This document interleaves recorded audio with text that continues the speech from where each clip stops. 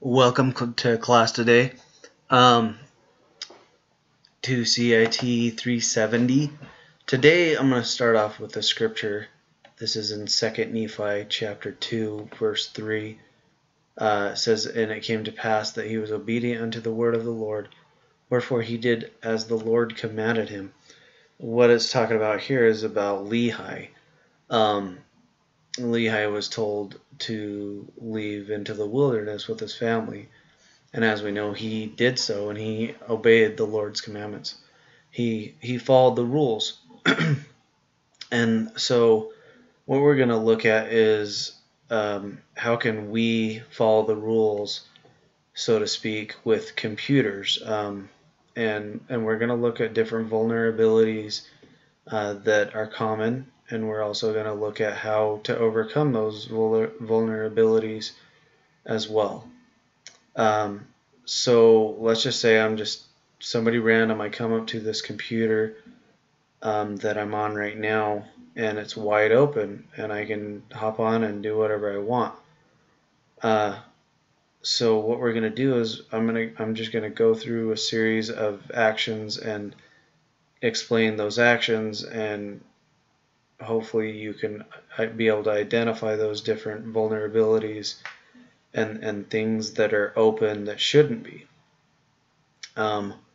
So I come over here and I see this what's called this virtual box, and what it is it's a tool that's used to host operating systems on it, and one of those operating systems that it has is a file server right here, Windows Server 2008 R2.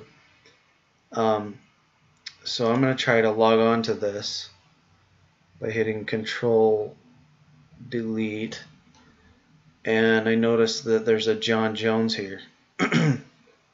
So I don't know what John Jones's password is. However, I do know that if I look under the keyboard or look around my desk, I might be able to find a password. And I got lucky and found his password under the keyboard. So that is actually one thing right there that we never do that. Put your password under the keyboard, because it's a big vulnerability. Or put something around your desk, or take multiple things around your desk and piece words together. Those passwords are very easily figured out and can be stolen. So just be careful of that. One way that can be stolen is what's called a brute force attack. And what that is it just is a tool that hackers will use that will just keep trying different things until they figure out the different characters of the password. Another one is a dictionary attack, and that uses a database that is full of words. And these databases usually are pretty large in size, lots of gigabytes worth of data inside of them, and it uses that to then figure out what the password is. So I'm going to go ahead and log on here as John Jones and throw in the password, which is p@ssw0rd, which is another common password that people can just try different passwords and probably figure that one out.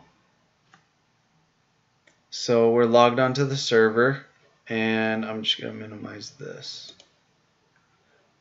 So on the server, there's different things that we can look at to see how vulnerable the server is. So one tool that you can use here is what's down here called a server manager.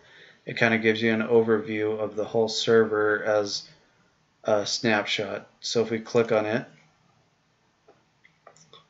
we first will see here the computer name and if it's in a work group or a domain. And that's a big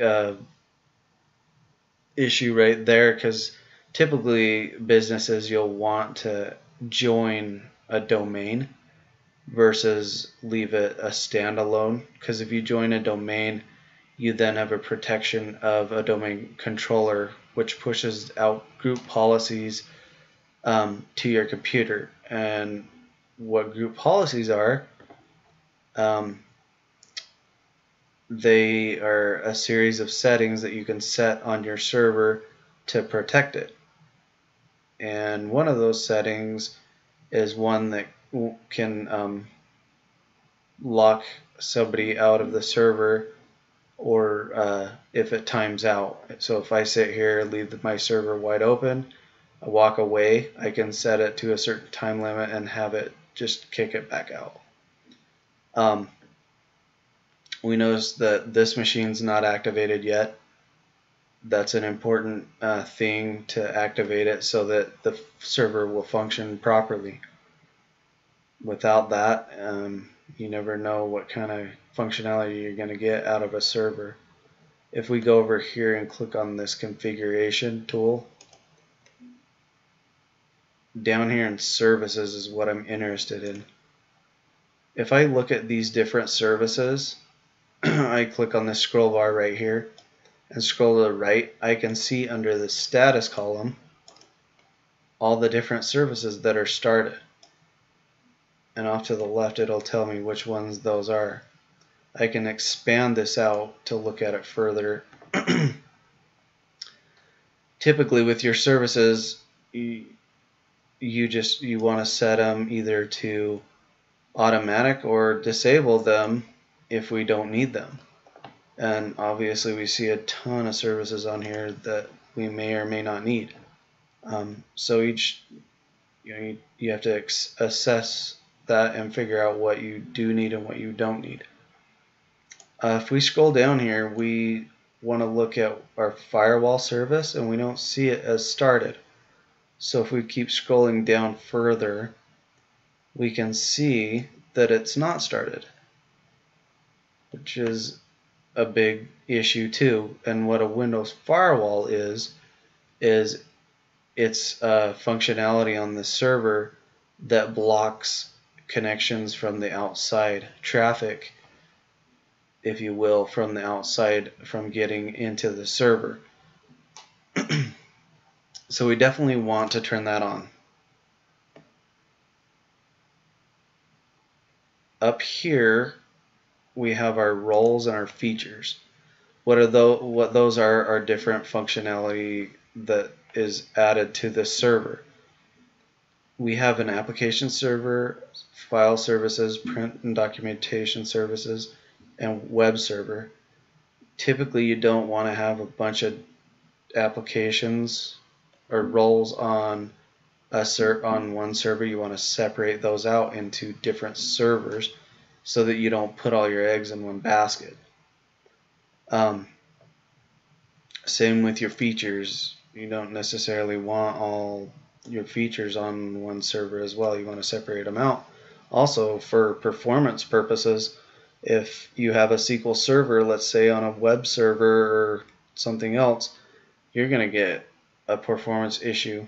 Plus, you typically don't want a web server on the same server as a web server because the database server is going to have database information, which is the keys to the kingdom for your company. And you don't want to put that on the same server that somebody's coming in the front door. You want to protect that properly. Here we also have SMTP, which is basically simple mail transfer protocol, where email is going to come in through this server because it's set up as an SMTP server. You probably don't want that on the server with IIS, which is your web services or a database or file services. You want to separate all that out and have that on a different server altogether. If we click on our local users and groups, see our different users. We got our administrator account, John Jones, that's me, logged in right now as a regular user. My admin, which is the admin account. A big no-no here is to name your administrator account that is your built-in as the administrator, because that's obvious. So if somebody wants to figure out who that is, it's pretty easy. we'll look at our groups. The main group that we're concerned about here is the administrators group. If we double click on it, we can see who the users are inside of that group. We have our administrator account, a John Jones, and my admin. There shouldn't be a whole lot of admins in here, especially a regular user account. We definitely want to remove him from that group, which is how I'm logged in right now, and filter this down to who absolutely needs administrator access to this computer. That could be a potential vulnerability.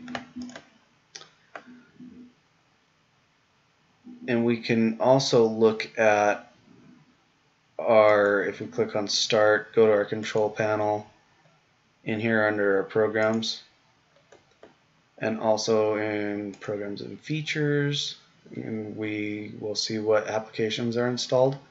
We see that none are. One typical application we're going to want is an antivirus software to protect our server against, or our workstation, against viruses, worms, any malicious traffic from the outside that may get through our firewall. The antivirus then steps up as another layer of defense to defend our system. Some programs that do get installed typically are Java and Adobe Acrobat, Adobe Reader. They can be vulnerable, so we need to make sure that those are patched and kept up to date. Over here, if we click on the View Installed Updates, we'll see how many updates we have installed. We scroll to the right, we'll see that that one was installed. The last one was on 2010. So we're way out of date on this server, which is a huge vulnerability because how many patches since 2010 have come out for potential vulnerabilities that could compromise the server. So pretty much this server is treasure trove, if you will. Somebody can just walk right in the door pretty much on this one. Click on that.